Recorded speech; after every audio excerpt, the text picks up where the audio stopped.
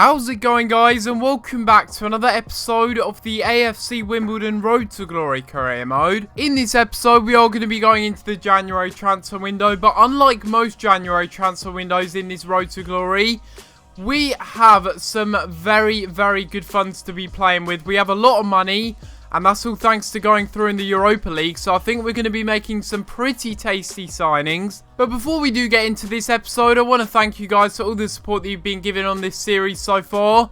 If we can get a like on this video, that would be greatly appreciated. But we are going to be starting things off with a massive game here, and it is going to be against West Bromwich Albion at the Hawthorns in the FA Cup. We've already played West Brom this season in the league. We ended up getting a 1-1 draw, and they've only lost one game in the whole of this season, so I think it's going to be pretty difficult to beat them here. Like I've said, we've already played at the Hawthorns this season, and this is going to be the West Bromwich Albion lineup. They've got the former Manchester United goalkeeper in goal, Lindegaard. They've got pretty much the same lineup though that we played them in the league, and it is going to be an interesting one, trying to once again, it's a bit of deja vu really, because I'm trying to once again contain the ultimate power of Kovalenko and also Rondon. And now they got this one through to Pocagnoli, back again, and that one is just wide of the post from that guy that I can't pronounce. Don't know his name. Don't really want to know how you pronounce his name though, because I'm sure it's very complicated and I wouldn't remember anyway. Oh yes, we've been gifted it. Pass it through. Oh no, what an opportunity. Pacini couldn't finish it. Now it's McManaman getting the cross in once again. And they win it at the far post with John Swift, and he was the player that I wanted to sign at some point in this series. And he directs his header just wide of that post. Now they get the cross in again, cleared away. Only as far as and inside. And it's John Swift, I think it is, who ends up scoring the first goal of the game. It is quite a decent cross into the middle. It then falls to from a really bad pass. And then inside once again, it was good passing, but that shot did seem a little bit central, didn't it? Maybe Sears probably should have saved that. Now it's up here to Ayama. Cutting inside. And again, going all the way and having a shot. And it's off the bar. Put it in. Oh my god, you don't even go for the header, you idiot. Oh, Jesus. That is just not good, is it? That's got to be a red. I'm sure it is. Yeah. Oh, jeez. What is wrong with me? I've just got this horrible tendency when I'm losing just to slide in. It's made even worse because it's in the rain. So he's just literally, he's just gone down a water slide and he's just come right into the back of him. And that's me knocking my mic. Well done. Now it's Chilwell throwing it on to Grimes. And inside from Lockyer into Armstrong, who has a shot. Yes! Yes, it's gone in. I can't believe it. I thought it wasn't going to go in for a second, but then all of a sudden, that has got to be the biggest stroke of luck. But I have to tell you, we do deserve an equaliser in this game. How on earth does this go into the back of the net, though? If this was me conceding this goal, this usually would be me, the type of BS goal that I would concede. But look at that. It comes off of Lindegaard after such a deflection on that shot from Armstrong. Comes off the post, off the back of Lindegaard. He can't do anything. And it's going to be Rondon keeping it in and getting the cross in. And they've won the header. Are you joking? Seriously, are you actually joking me? How was that one gone in? I know mine was lucky, but you don't have to give them a slice of luck as well. Look at that. I back off of Rondon because I don't expect anything to happen from the cross, like 99% of the time. And to be honest, I think Sears has had a bit of a nightmare with this one. I sort of laid off of him for the first goal. And I didn't really want to blame him, but surely he's to blame for that one. We can still get something from this game, though. It's going to be Reeves inside. And it's going to be Armstrong having another shot. And Armstrong equalises in the 90th minute. And just as I thought we were going out of the FA Cup, we've equalised in what has turned out to be a crazy game. And what an effort it is from Armstrong. If we've got anyone to rely on, anyone with a bit of a spark in the team, it's that boy there, Adam Armstrong. What a strike that is. Into the top corner with his left foot. Just make sure we don't concede now. That would be absolute... No way. Please, no. Oh my god. How do we... Oh.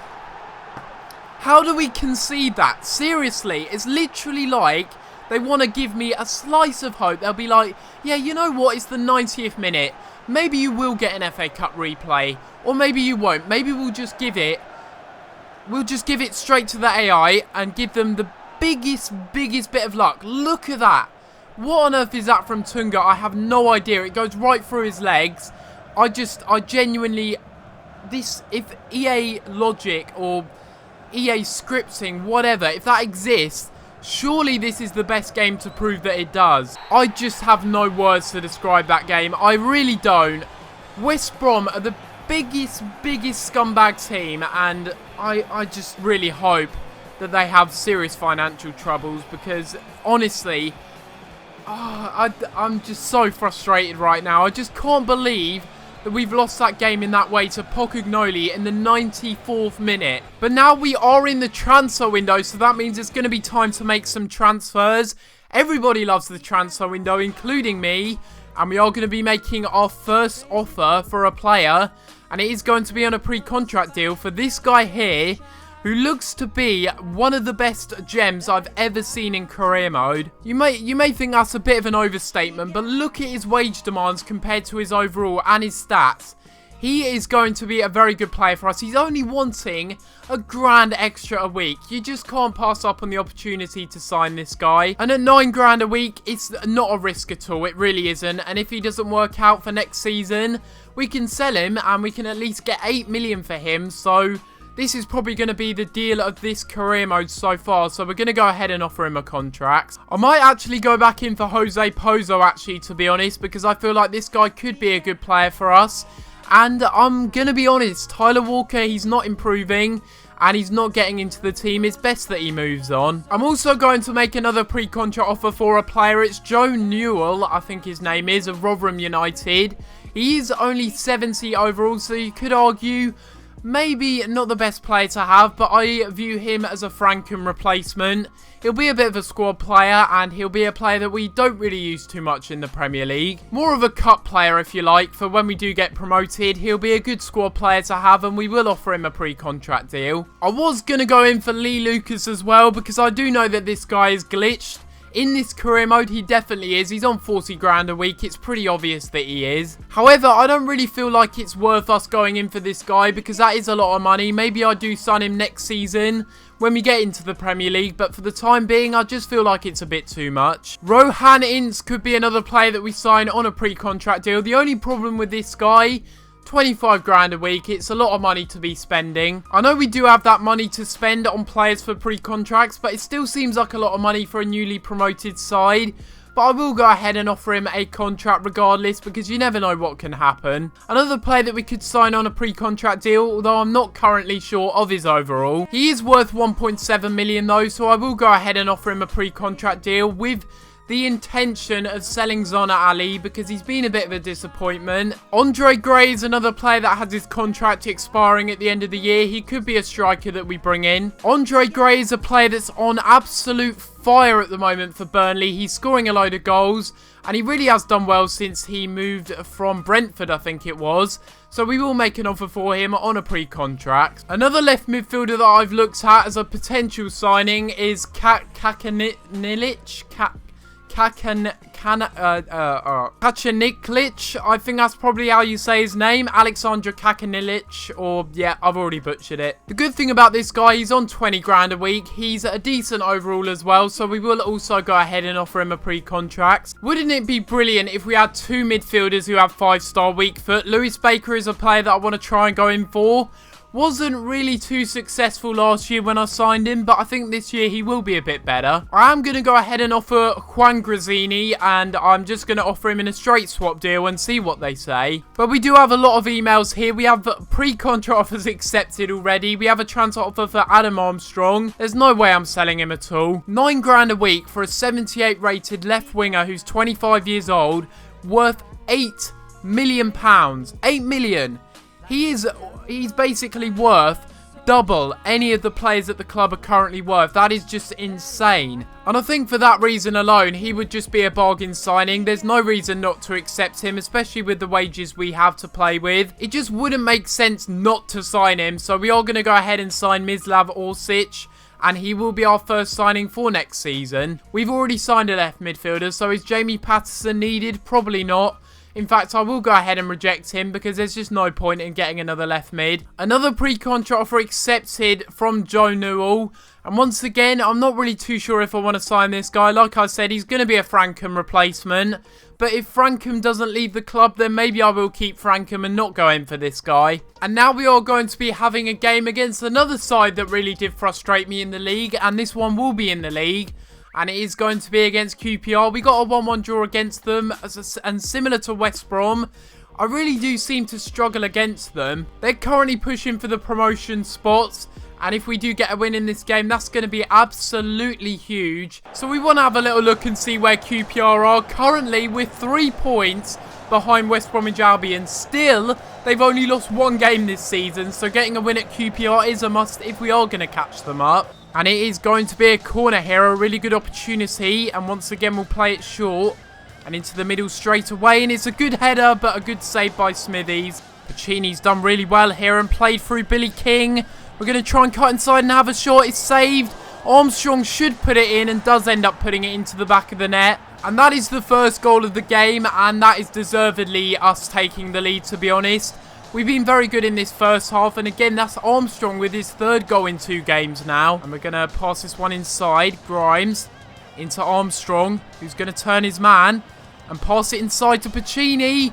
And it's off the bar. That should have been 2-0. And that was a brilliant chance again. Sandro inside and a really good shot. Wow. J. Emmanuel Thomas with a brilliant effort. And again, another really good effort by Sandro from the rebound and a great save. And Sears does well. And once again, we'll boot this one forward. And it's a bit too straight at the defenders, but we've won it very well. And we'll chip it over the top for Billy King. And this could be a great chance, to be honest. We cut inside and have a shot. And what a save that is. Fingertip save from Smithies. That's got to be 3 minutes. I'm sorry. There we go. We end up winning the game 1-0. That's a very good result. And it was Armstrong that got a very, very lucky deflection goal after an original shot came in. But all goals count. And that does mean we get some massive 3 points in this game. That is going to put the pressure on West Brom. That's going to help us in the title race. We deserve to win. I swear, if they would have got an equaliser in this game, I would have been livid. Because look at the chances. I just wasn't clinical enough in this game to shore up the victory. So Oscar Yara ended up going to a 63 overall. Almost a 64, which is great. And now we have a few emails here, actually. We have an offer for Jordan Pickford. And it is going to be from Rotherham United. They've offered 1.6 million. And to be honest, I have no reason to say no to that. In fact, I'm going to go ahead and accept it because that is a very, very good deal. I don't feel like it's worth counter-offering that, so I will just go ahead and accept it. And Jordan Pickford will be leaving the club after only 6 months, which is very sad. But maybe that means we're going to be bringing back a legend. We'll have to wait till the next episode, but we're going to accept this one, and he will be going to Rotherham United. But this will be the end of this episode of this career mode, guys, and hopefully you have enjoyed this episode. And if you have, make sure you leave a like on the video and subscribe if you haven't already. In this episode alone, we've already made some very, very good signings. I say good signings. We're showing good intent. That's what we're doing. We're trying to sign quite a few players on pre-contract deals. And unfortunately, I don't think we'll get Jose Pozo. But we did bring in Orsic, which is probably going to be the deal of this career mode so far, for £9 a week, 78 rated. We're also looking to sell Jordan Pickford, obviously, like we did see at the end there. And we have a lot of pre-contract offers accepted as well. One for Joe Newell. We've got one for Andre Gray accepted. One for Rohan Ince. And yeah, that's it really. But that may not be it, because maybe you guys can suggest me some players that we could sign on pre-contract deals. We have some really good ones here, but maybe we could sign some other ones. Do let me know in the comments down below. And if you do want me to sign any players in particular, of course, let me know in the comments down below. But apart from that, guys, I'm going to have to leave it there. And I'll see you next time for another video. Thanks for watching.